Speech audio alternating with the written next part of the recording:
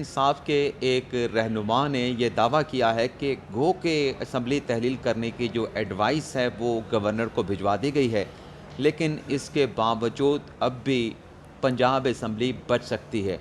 अब ये दावा किस बुनियाद पे किया गया है, एक तो ये डिटेल आप नाज़रीन के साथ हम शेयर करने जा रहे हैं। दूसरा नाज़रीन, ये ख़बरें भी सामने आ रही हैं कि जिस तरीके से गवर्नर की जानिब से परवेज़ इलाही को एतमाद का वोट लेने का कहा गया, तो तहरीक-ए-इंसाफ इस ऑप्शन पर गौर कर रही है कि क्यों ना सदर मुमलिकत आरिफ अलवी के ज़रिए वज़ीर आज़म शहबाज शरीफ को भी कौमी असम्बली से एतमाद का वोट लेने का कहा जाए। तो आज ज़मान पार्क में साबिक़ वज़ीर आज़म इमरान खान साहब ने अपने पार्टी के अहम रहनुमाओं का इजलास बुलाया है। इस इजलास में नाज़रीन, अगर इमरान खान साहब इस नतीजे पर पहुँचते हैं और ये फ़ैसला हो जाता है कि शहबाज शरीफ को कहा जाएगा कि जिस तरीके से परवेज़ इलाही ने पंजाब असम्बली से एतमाद का वोट हासिल किया, वज़ीर आज़म शहबाज शरीफ भी कौमी असम्बली से एतमाद का वोट हासिल करें। तो इन हालात में जब एमकेएम हुकूमत से अलग होने के बयानात उनकी जानिब से सामने आ रहे हैं, तो क्या शहबाज शरीफ कौमी असम्बली से एतमाद का वोट हासिल कर पाएंगे? और अगर शहबाज शरीफ एतमाद का वोट हासिल नहीं कर पाते, तो ज़ाहिर सी बात है कि वो वज़ीर आज़म पाकिस्तान नहीं रहेंगे। तो एतमाद का वोट लेने का सदर मुमलिकत अगर कहते हैं, तो उसके बाद शहबाज शरीफ जो हैं वो एतमाद का वोट कैसे हासिल कर पाएंगे और ख़ुद को वज़ीर आज़म के ओहदे पर कैसे बरकरार रख सकते हैं, नहीं रख सकते। तो इन मामलात पर जो अहम डिटेल हैं, अभी कुछ देर में आप नाज़रीन के साथ हम शेयर करेंगे। और इसके अलावा हमारे आज के व्लॉग की जो दीगर अहम ख़बरें हैं, उनकी तफसीलात भी आपकी खिदमत में पेश करेंगे। पहली ख़बर नाज़रीन, साबिक़ वज़ीर आज़म इमरान खान साहब से मुतल्लिक़ है। बड़ी अहम ख़बर है, बड़ी अहम डिटेल हैं। नाज़रीन, जो FIA में पाकिस्तान तहरीक-ए-इंसाफ की फ़ॉरेन फंडिंग की जो तहकीकात चल रही है, और उस केस में जो FIA की जानिब से इमरान खान साहब को नोटिस जारी किए गए थे और फिर मामला आजकल बैंकिंग कोर्ट में ज़ेर इल्तवा है। तो आखिरी जो नाज़रीन समाअत हुई थी, उसमें बैंकिंग कोर्ट की खातून जज रुखशंदा शाहीन की जानिब से एक इमरान खान साहब की जो ज़मानत है, उन्हें 31 जनवरी तक एक्सटेंड किया गया था और इमरान खान साहब को इस केस की जो इंक्वायरी है उसमें शामिल तफ्तीश होने का हुक्म दिया गया था। आज नाज़रीन ये हुआ है कि उस रोज़ की समाअत का जो तहरीरी हुक्मनामा है, वो बैंकिंग कोर्ट की खातून जज की जानिब से जारी किया गया है। तो सबसे पहले ये जो तहरीरी हुक्मनामा है, एक सफ़े का, इसकी डिटेल आप नाज़रीन के साथ हम शेयर करेंगे। अदालती महाज से कुछ दीगर ख़बरें हैं, उनकी तफसीलात भी आप नाज़रीन के साथ शेयर करेंगे।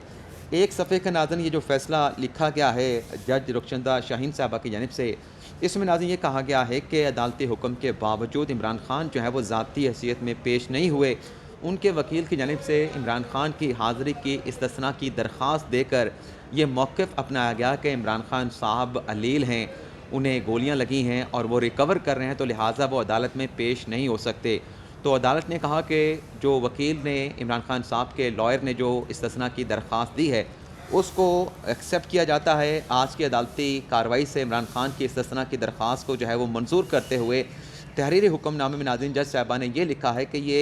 इमरान खान के लिए आखिरी वार्निंग है। वार्निंग दे के इमरान खान को आखिरी मौका दिया जाता है कि अगली जो समाअत जो कि 31 जनवरी को होने जा रही है, इमरान खान ज़ाती हैसियत में अपनी हाज़िरी को यकीनी बनाएँ। यानी इस केस में आप कह सकते हैं कि अदालत की जानिब से इमरान खान साहब को आखिरी एक अपॉर्चुनिटी दी गई है कि आप आइंदा समाअत पे पेश हों। और अगर नाज़रीन इमरान खान साहब आइंदा समाअत पे पेश नहीं होते, तो फिर लग ये रहा है कि इस केस में इमरान खान के जो अरेस्ट वारंट हैं वो भी जारी हो सकते हैं। लेकिन देखना ये होगा कि वो जो अरेस्ट वारंट हैं वो काबिले ज़मानत जारी किए जाते हैं या फिर वो नाकाबिले ज़मानत जो है वो अरेस्ट वारंट जारी किए जाते हैं। लेकिन तहरीरी हुक्मनामा यही कह रहा है कि ये आखिरी मौका है इमरान खान को कि वो अदालत में पेश हों। वार्निंग दे दी गई है, तो अब आइंदा समाअत में इमरान खान साहब को जो है वो ज़ाती हैसियत में अदालत के सामने पेश होना पड़ेगा। अदालती महाज से नाज़रीन दूसरी ख़बर, इस्लामाबाद के डिस्ट्रिक्ट एंड सेशन अदालत में जो साबिक़ डिप्टी स्पीकर हैं पंजाब असम्बली के तहरीक-ए-इंसाफ के रहनुमा वासिक़ क़य्यूम अब्बासी साहब, उनकी जो ज़मानत 14 जनवरी तक जो है वो एक्सटेंड की गई थी। आज इस्लामाबाद की डिस्ट्रिक्ट एंड सेशन अदालत ने उस ज़मानत को कन्फर्म कर दिया है। यानी अब उन्हें मुस्तकिल ज़मानत मिल गई है। इस केस में जो कार्य सरकार में मदाखलत का मुकदमा उन पे दर्ज हुआ था, तो आज उनकी ज़मानत को कन्फर्म कर दिया गया। इससे पहले वासे क़य्यूम अब्बासी साहब जो हैं वो अबूरी ज़मानत पे थे, लेकिन अब उनकी ज़मानत जो है वो, जैसे कहते हैं ना, पक्की ज़मानत हो जाना, तो अब उनकी अदालत से पक्की ज़मानत हो गई है। तीसरी खबर नाज़रीन इस्लामाबाद की डिस्ट्रिक्ट एंड सेशन अदालत से है। तहरीक इंसाफ के रहनुमा और साबिक़ वज़ीर आज़म इमरान खान के साबिक़ तर्जुमान शहबाज़ गिल की अहलिया का जो एक मुकदमा है उनकी स्कॉलरशिप से मुतल्लिक़, उसकी नाज़रीन आज समाअत होना थी, लेकिन आज इस केस की जो समाअत है शहबाज़ गिल के अहलिया के मुकदमे की, वो नाज़रीन बग़ैर किसी कार्रवाई के उसे 21 जनवरी तक जो है वो मुलतवी कर दिया गया है। चौथा नाज़रीन जो केस है जिसकी आज FIA की अदालत में समाअत हुई है इस्लामाबाद में, जहाँ कल एक सहाफ़ी शाहिद असलम को लाहौर से गिरफ़्तार किया गया था, उन्हें आज अदालत में पेश कर दिया गया है और FIA की जानिब से उनके जिस्मानी रिमांड की इस्तदा भी कर दी गई है। अब FIA की अदालत की जानिब से ये जिस्मानी रिमांड की जो इस्तदा है एक्सेप्ट होती है नहीं होती, जब तक हम ये वीडियो रिकॉर्ड कर रहे हैं तब तक तो यही ख़बरें सामने आई हैं कि उन्हें अदालत में पेश कर दिया गया है और FIA के हुकाम उनके जिस्मानी रिमांड की इस्तदा कर रहे हैं। लेकिन नाज़रीन जिस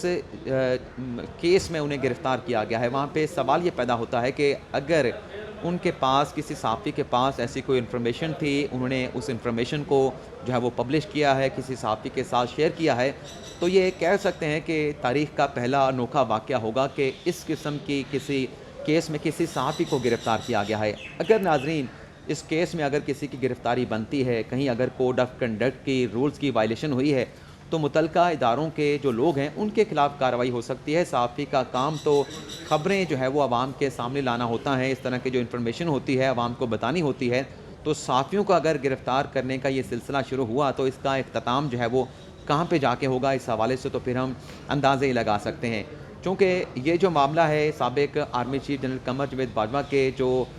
रिटर्न्स थे, जो टैक्स रिटर्न्स थे, उनको पब्लिश करने का था, तो यहाँ पे सवाल ये पैदा होता है कि अगर साबिक़ आर्मी चीफ़ के जो रिटर्न्स हैं उनकी ख़बर छापने के ऊपर सहाफ़ियों को गिरफ़्तार किया जा सकता है, जो मुतल्लिका लोग हैं उनकी गिरफ़्तारियाँ अमल में लाई जा सकती हैं, तो फिर माज़ी में जब जस्टिस काज़ी फ़ाइज़ के जो रिटर्न्स थे, उनकी फ़ैमिली के, उनकी अहलिया के जो रिटर्न्स थे, जिन्हें एक रेफ़रेंस के साथ अटैच करके सुप्रीम कोर्ट में एक बाकायदा तौर पे एक रेफ़रेंस जो है वो सुप्रीम जुडिशल काउंसिल में भेजा गया था, तो उस वक्त क्या जस्टिस काज़ी फ़ाइज़ के वो गोशवारे जो कि क्लासीफाइड थे, जो कि एक निजी प्रॉपर्टी थी, लेकिन उसे पब्लिक कर दिया गया एक रेफ़रेंस के साथ अटैच करके, जो है वो मिसकंडक्ट का एक रेफ़रेंस सुप्रीम कोर्ट के जज के ख़िलाफ़ बनाया गया। तो आज अगर जस्टिस काज़ी फ़ाइज़ के रेफ़रेंस पब्लिक करके उसकी इन्फॉर्मेशन हासिल करके उनके ख़िलाफ़ रेफ़रेंस हो सकता है, और जो ये सारी इन्फॉर्मेशन लीक करने वाले थे, फ़राहम करने वाले थे, उस वक्त उनके ख़िलाफ़ कार्रवाई नहीं हुई, तो आज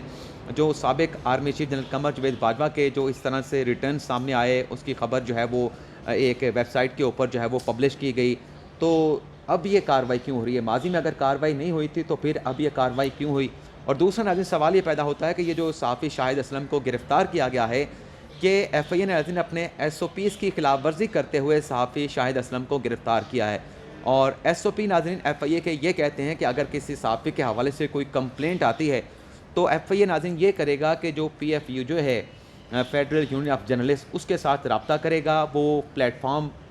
उनके साथ कोऑर्डिनेट करेगा, और जिस सहाफ़ी के ख़िलाफ़ कंप्लेंट होगी उसे कहा जाएगा कि आप अपना तहरीरी जवाब, अपना मौक़िफ़ जो है वो FIA को दें, चाहे ज़ाती हैसियत में पेश होके, वीडियो लिंक के ज़रिए या तहरीरी सूरत में। उसके बाद अगर FIA मुतमिन नहीं होता तो फिर गिरफ़्तारी अमल में लाई जा सकती है, लेकिन यहाँ पे FIA ने जो अपने SOPs थे उनको भी फॉलो नहीं किया। तो देखते हैं कि आज इस्लामाबाद की अदालत में जो सहाफ़ी शाहिद असलम को पेश किया गया है, उनके जिस्मानी रिमांड के हवाले से अदालत से क्या फ़ैसला आता है। अब जैसा कि मैंने अभी कुछ देर पहले जस्टिस काज़ी फ़ाइज़ का ज़िक्र किया, तो जस्टिस काज़ी फ़ाइज़ के हवाले से नाज़रीन एक और ख़बर है, जो 2 रोज़ पहले सुप्रीम कोर्ट ने अटॉर्नी जनरल की तैनाती के मामले के ऊपर एक नोटिस लिया था, एक प्रॉपर्टी के मुकदमे की समाअत के दौरान। उस केस का नाज़रीन जस्टिस काज़ी फ़ाइज़ ने तहरीरी फ़ैसला जो है वो जारी कर दिया है। ये तहरीरी फ़ैसला नाज़रीन 3 सफ़ात में मुश्तमिल है। इस फ़ैसले में नाज़रीन जस्टिस काज़ी फ़ाइज़ ये लिखते हैं कि प्रॉपर्टी के मुकदमे में डिप्टी अटॉर्नी जनरल जो पेश हुए थे, उन्होंने मुकदमे के हवाले से इत्मीनान बख्श मुआवनत अदालत की नहीं की, और जब अटॉर्नी जनरल को अदालत बुलाना चाहती थी तो ताकि वो बेहतर अदालत से मुआवनत कर सकें, तो इस हवाले से डिप्टी अटॉर्नी जनरल से और एडिशनल अटॉर्नी जनरल आमिर अमान से सवालात पूछे गए। बड़े सिंपल सवालात थे, लेकिन उन सवालों का जवाब जो है वो अदालत को नहीं दिया गया। और फिर अदालती फ़ैसले में जस्टिस काज़ी फ़ाइज़ ये लिखते हैं कि जो अटॉर्नी जनरल थे अशर असाफ साहब, वो 2 माह पहले जो है अपने ओहदे से रिज़ाइन दे चुके हैं। तो किसी दूसरे की अभी तक किसी नए अटॉर्नी जनरल की तकर्री भी नहीं हुई। तो अटॉर्नी जनरल एक ऐसा ओहदा है जिसे ज़्यादा देर तक वेकेंट नहीं रखा जा सकता और आइन के अंदर एक्टिंग अटॉर्नी जनरल की कोई गुंजाइश भी मौजूद नहीं है। तो जस्टिस काजी फ़ाइज़ ने अपने अदालती तहरीर हुक्मनामे में लिखा है कि आइंदा समाअत जो कि 17 जनवरी को होनी है, तो आइंदा समाअत पर जो भी नया अटॉर्नी जनरल हो वो अदालत के सामने पेश हो और उसके साथ-साथ यानी नए अटॉर्नी जनरल को समन करने के साथ-साथ जो अपने सेक्रेटरी लॉ हैं, उन्हें भी ज़ाती हैसियत में जस्टिस काज़ी फ़ाइज़ ने अपनी अदालत में जो है वो समन कर लिया है। तो जिस तरीके से पंजाब असम्बली की तहलील 48 घंटे में होनी है, तो अभी हुकूमत के पास भी नए अटॉर्नी जनरल की तैनाती के हवाले से 48 घंटे हैं और मंगल को इस केस की समाअत होने जा रही है। तो देखते हैं कि मंगल को जब इस केस की समाअत होगी तो कौन सा अटॉर्नी जनरल जो है वो हुकूमत की जानिब से जस्टिस काज़ी फ़ाइज़ की अदालत में जो है वो पेश किया जाता है। जहाँ तक नाज़रीन पंजाब असम्बली की तहलील की रेज़ोल्यूशन की बात है, तो जो समरी वज़ीर आला पंजाब परवेज़ इलाही साहब ने गवर्नर को भिजवाई थी, वो 10:43 पे गवर्नर को रिसीव हुई थी और गवर्नर साहब ने इस हवाले से एक ट्वीट भी किया था। तो जो 48 घंटों की एक काउंटडाउन शुरू हो चुका है, तो 10 बज के आज 42 मिनट पे अगर गवर्नर साहब उससे पहले इस समरी को, इस एडवाइस को एक्सेप्ट कर लेते हैं, तो पंजाब असम्बली डिसॉल्व हो जाएगी। लेकिन अगर वो एक्सेप्ट नहीं करते तो फिर 10:42 पे ऑटोमेटिकली जो कि एक कॉन्स्टिट्यूशनल कोर्स है वो पूरा होगा और पंजाब असम्बली तहलील हो जाएगी और फिर मुतलका मजाज अथॉरिटी की जानिब से पंजाब असम्बली तहलील करने का जो नोटिफिकेशन है, जो गज़ट नोटिफिकेशन है, वो जारी कर दिया जाएगा। यानी एक तरीके से ये एक ऐसा तीर है जो कमान से निकला है जिसे अब रोका नहीं जा सकता। लेकिन नाज़रीन तहरीक इंसाफ के रहनुमा की जानिब से दावा किया गया है कि अब भी जो पंजाब असम्बली है उसकी डेज़ोल्यूशन को रोका जा सकता है, पंजाब असम्बली को की जो तहलील है उसको वो बच सकती है। और ये नाज़रीन दावा किया है जो स्पीकर हैं पंजाब असम्बली के अभी तक सब्तैन खान, उनका ये दावा सामने आया है कि अगर हुकूमत आम इंतखाबात पे बात करती है, आम इंतखाबात की तारीख देने के लिए तैयार हो जाती है, कौमी असम्बली को तहलील करने के लिए तैयार हो जाती है, तो इस सूरत में उन्होंने ये दावा किया है कि परवेज़ इलाही की जानिब से जो असम्बली की डेज़ोल्यूशन की भिजवाई गई है वो वापस भी मंगवाई जा सकती है। और दूसरी सूरत उन्होंने ये बयान किया कि गवर्नर भी कह सकता है कि चूँकि इंतखाबात के हवाले से बातचीत जो वफाकी हुकूमत करना चाहती है, तो लिहाजा असम्बली पंजाब असम्बली को डिज़ॉल्व नहीं की जा रही। ये उनकी एक मंतक है सब्तान खान की। लेकिन नाज़रीन अगर कानूनी आइनी पोजीशन देखें तो असम्बली की जो डेज़ोल्यूशन है पंजाब असम्बली की, अब उसका रास्ता जो है किसी तरीके से भी नहीं रोका जा सकता क्योंकि तीर जो है वो कमान से निकल चुका है। अब दूसरी जानिब नाज़रीन, जैसा कि मैंने इंट्रो में ज़िक्र किया कि अगर इस मौके के ऊपर जैसा MKM की जानिब से कहा जा रहा है कि वो हुकूमत से अलग होने जा रही है और इस्तीफ़े भी अपने जो वफाकी वज़रा हैं, जो मामलीन खसूसी हैं वज़ीर आज़म के, उनके इस्तीफ़े जो है वो ले लिए गए हैं। तो अब कल फवाद चौधरी साहब ने स्टेटमेंट दिया था कि जो सदर साहब हैं वो शहबाज शरीफ को एतमाद का वोट लेने का कह सकते हैं। अगर नाज़रीन वाक़ई ऐसा हो जाता है, जो ज़मान पार्क में आज इमरान खान साहब ने पार्टी रहनुमाओं का इजलास बुला रखा है, उसमें खान साहब इस नतीजे पर पहुँचते हैं कि जिस तरीके से गवर्नर ने कहा परवेज़ इलाही को कि आप ऐवान से एतमाद का वोट हासिल करें, तो फिर अब शहबाज शरीफ साहब भी जब MKM हुकूमत से अलग होने की बातें कर रही हैं, बयानात उनकी जानिब से सामने आ रहे हैं, तो शहबाज शरीफ साहब भी अपनी जो अक्सरियत है वह ऐवान में साबित करें। अगर नाज़रीन ऐसा होता है तो क्या होगा? क्या शहबाज शरीफ साहब जो है अपनी वज़ारत उज़्मा बचाने में कामयाब होंगे? तो इस हवाले से अगर मैं माज़ी की चीज़ें आपके सामने रखूँ तो प्रोग्राम लंबा भी हो सकता है। लेकिन इस हालात में अगर हम बात करें कि अगर सदर साहब जो हैं वो ये कह देते हैं शहबाज शरीफ को कि आप फ़लाँ डेट को जो है वो कौमी असम्बली से एतमाद का वोट लें, तो ज़ाहिर सी बात है कि 172 का जो एक मैजिक फ़िगर है वो सिक्योर करना होगा जो अपना वज़ीर आज़म है शहबाज शरीफ को। और अगर वो 172 का फ़िगर सिक्योर नहीं कर पाते तो इस सूरत में वो वज़ीर आला के ओहदे पे बरकरार नहीं रहेंगे। तो फिर उसके बाद नए वज़ीर आज़म का इंतखाब होगा। नए वज़ीर आज़म के इंतखाब में भी 172 नहीं ले पाते शहबाज शरीफ साहब, तब भी वो नए वज़ीर आज़म तो नहीं बनेंगे, लेकिन जब तक नए कायदे-ए-ऐवान का इंतखाब नहीं होगा वो अपने ओहदे पे बरकरार रहेंगे। तो जब कायदे-ए-ऐवान का इलेक्शन होगा तो पहले मरहले में अगर शहबाज शरीफ कामयाब नहीं होते तो फिर उसके बाद रन ऑफ इलेक्शन होगा। तो रन ऑफ इलेक्शन में इस बात का इम्कान मौजूद होगा, गालिब इम्कान मौजूद होगा कि रन ऑफ इलेक्शन में चाहे शहबाज शरीफ 172 वोट भी हासिल नहीं कर पाते तो तब भी वो अपनी वज़ारत उज़्मा जो है वो बचाने में दोबारा से वज़ीर आज़म पाकिस्तान मुंतखब हो जाएंगे। अब इसके पीछे हक़ाइक़ क्या हैं, डिटेल क्या है, वो भी आप नाज़रीन के साथ हम शेयर कर लें। एक तो नाज़रीन पाकिस्तान तहरीक इंसाफ तो कौमी असम्बली में वापस नहीं जा रही कि जो कंटेंडर हो, अगर कौमी असम्बली में वज़ारत उज़्मा का इलेक्शन होता है तो तहरीक इंसाफ तो ज़ाहिर सी बात है वापस नहीं जाएगी। एमक्यूएम भी अगर अलग हो जाती है तो इस सूरत में आप नाज़रीन के सामने है कि तहरीक इंसाफ के अपने 20 लोग जो है वो मुनर्रफ़ हो चुके हैं, वो भी कौमी असम्बली में मौजूद हैं। और दूसरी तरफ जो इमरान खान साहब ने जो 11 इस्तीफ़े तहरीक इंसाफ के एक्सेप्ट हुए थे, उसमें से 3 नशिस्तें तो इमरान खान साहब ग़ालिबन नहीं जीत पाए थे, 7 नशिस्तें खान साहब ने जीती थीं। एक नशिस्त के ऊपर जो है वो खातून रहनुमा तहरीक इंसाफ की एमएनए मुंतखब हो गई थी। तो 3 नशिस्तें वहाँ पे कम हो गई, जो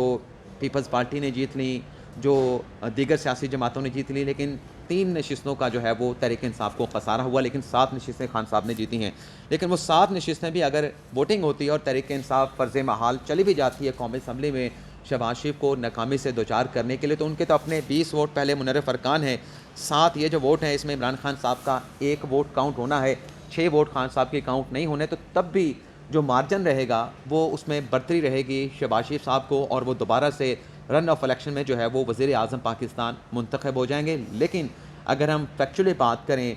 जो वाइब्स आ रही हैं, तो बज़ाहिर ऐसा लग नहीं रहा कि एक ऑप्शन तो हो सकता है, लेकिन नहीं लगता कि जो बातें मैंने आप नाज़रीन के साथ शेयर की हैं तो ये तहरीक इंसाफ के ज़हन में भी होंगी, इमरान खान साहब को भी बताई जाएंगी। तो लग नहीं रहा कि ऐसा कोई इक़दाम जो है वो पीटीआई की जानिब से उठाया जाएगा और वज़ीर आज़म शहबाज शरीफ से कहा जाएगा कि आप कौमी असम्बली से एतमाद का वोट लें। लेकिन अगर ऐसा होता है तो फिर तब भी ये एक दिलचस्प मैच होगा और इसका जो नतीजा होगा वो भी बड़ा ही दिलचस्प होगा, और नतीजा क्या होगा वो मैंने आप नाज़रीन के सामने रख दिया है। इजाज़त चाहते हैं आप तमाम दोस्तों से, भाइयों से, बुज़ुर्गों से। अल्लाह ताला हम सब का हामी नासिर, अपनी ढेर सारी दुआओं में याद रखिएगा। अल्लाह हाफ़िज़।